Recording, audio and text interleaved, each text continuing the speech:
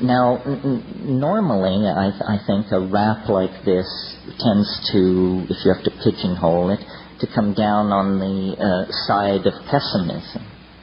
But I am not pessimistic. I see everything as though it were integrated and connected, and there is an unfolding and a plottedness about our situation.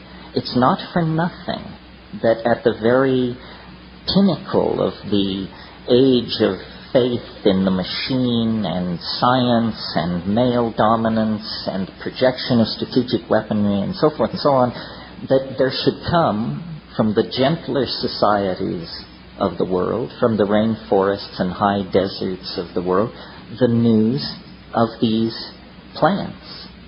You know, the Western mind, the cataloging mind, the Cartesian mind, in its frenzy to locate, list, isolate, and define everything, carried these plants and substances over the past 150 years into the confines of our society, and they are much like Trojan horses, left there by the bedraggled, beat-down, disenfranchised, third-world shamanic people, to be found by the white-coated priests and priestesses of science, and to be brought back into the laboratory to be picked apart for their efficacy in treating addiction or overcoming neurotic behavior or something like that.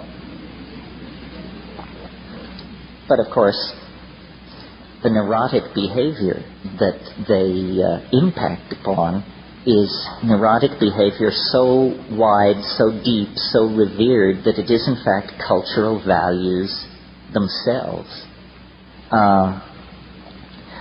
You see, what is happening, I think, is it's really bigger than psychedelics. It's bigger than human evolution. We are not making the waves in this ocean.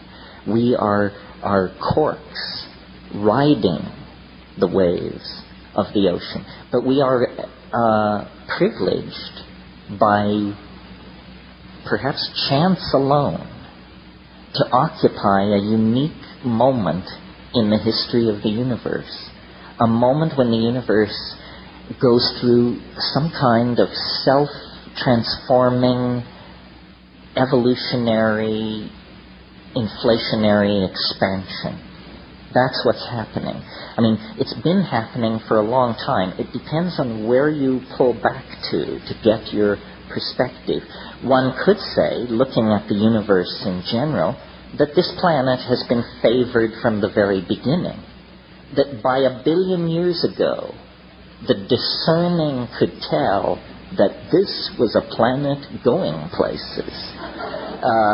But certainly, by 500 million years ago, it was clear that this was a planet going places.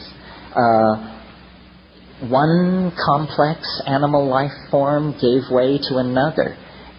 Catastrophes, yes, but never catastrophes so total that the enterprise was wiped out.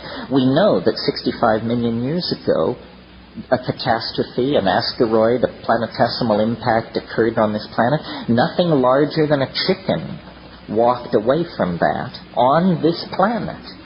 A bad day, you say. But were it not for that bad day, we would still be the egg-eating shrews at the edge of the reptilian garden party.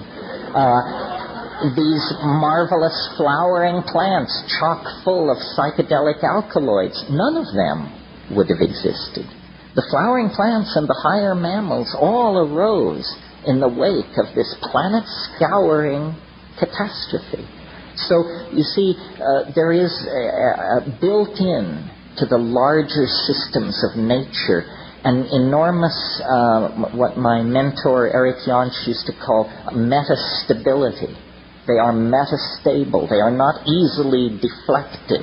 An event as large as a planetesimal impact basically only resets the evolutionary clock by a few million years, and then in almost overleaping itself to make up for lost time, out of all of that catastrophe come primates. animals of such complexity and coordinated sensoria that they are wonders to behold, and from them, and quickly, then come abilities never before seen in the world of organic organization. Freely commandable languages, spoken languages, symbolic activity for the first time. Well, at that point, even the academics believe human language is less than 40,000 years old.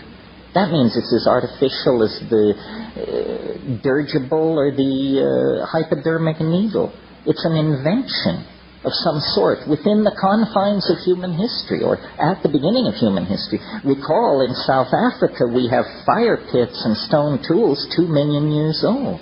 Those are not Homo sapien tools, but they're the tools of Homo habilis, the preceding ancestor in the human line. My point is, we are caught up in a process of unfolding complexification that has now lodged in our species. We are its source at this point. At one point, its source was the geology of the planet. At a later point, closer to us in time, its source was all biological diversity.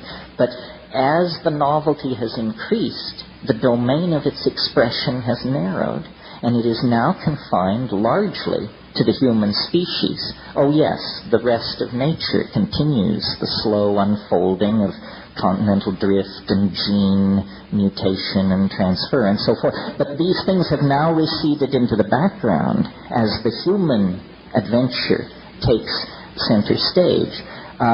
So it's almost as though, in fact, this is what I believe, that we are not pushed from behind by the causal unfolding of historical necessity, but that we are in the grip of an attractor of some sort, which lies ahead of us in time. And so we are not, as it were, following what the statisticians call a random walk across the temporal landscape. In fact, the temporal landscape is a canyon with incredibly steep walls, and we are only free to move within very narrow confines as the grip, almost the morphogenetic intensity of the attractor at the end of time increases its penetration and its hold over our imaginations, our city plans, our technologies, our religious ontologies, our medical strategies, so forth and so on. Something is revealing itself to us, through us, and as we get closer, the chatter of noise and static being given off of this thing increases exponentially.